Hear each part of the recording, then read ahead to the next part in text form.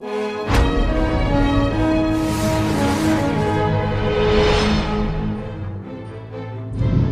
के खिलाफ चीन पाकिस्तान की नई चाल। बातचीत के बीच चीनी सेना ने सीमा पर बढ़ाई तैनाती। चीन ने एलएसी पर तैनात किए सेना के 2 डिवीजन। भारतीय ब्रिगेड ने भी संभाला मोर्चा। जी हां, लद्दाख बॉर्डर पर चीन ने एक बार फिर भरोसा तोड़ने का काम किया है। एक तरफ वो भारत से बातचीत कर रहा था, तो वहीं दूसरी तरफ उसने इस बीच एलएसी पर 20,000 जवानों की तैनाती कर दी है।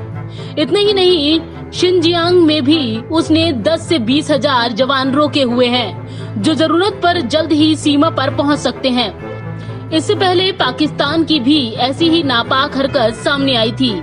उसने भी 20,000 जवानों को गिलगिट बाल्टिस्तान में एलओसी के नजदीक तैनात किया है।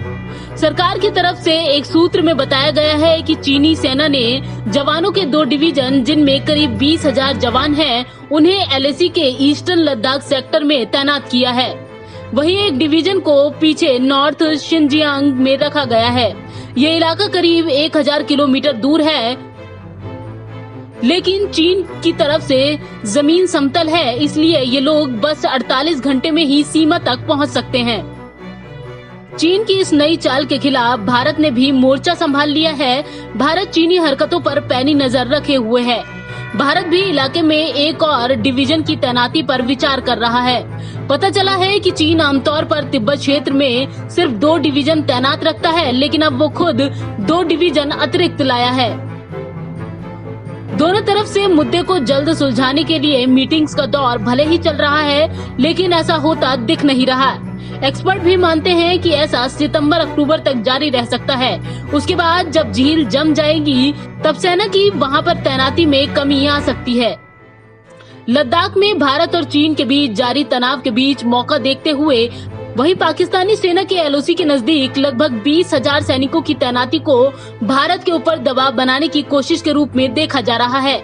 आशंका जताई जा रही है कि पाकिस्तान ऐसी हरकतें चीन के इशारों पर कर रहा है, क्योंकि लंबे वक्त से पाकिस्तान की जमीन का इस्तेमाल कर चीन भारत के खिलाफ साजिशें रच रहा है। आपको बता दें कि भारत और चीन के बीच लद्दाख में तनाव जारी है और 15 जून को गलवान घाटी में भारतीय और चीनी सैनिकों के बीच भिड़ंत के बाद हालात और ज्यादा बिगड़ गए।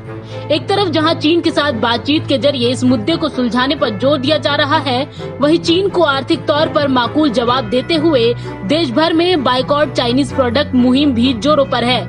भारत सरकार ने सुरक्षा के मद्देनजर 59 चाइनीज ऐप्स को भी भारत में बैन कर दिया है। साथ ही कई चाइनीज कंपनियों के साथ करार भी खत्म किए जा रहे हैं, जिससे चीन में बौखलाहट साफ देखी जा रही है, क्योंकि चीन के लिए भारत सबसे बड़ा बाजार है, जिसके दरवाजे बंद होने से चीन को भारी नुकसान उठाना पड़ेगा।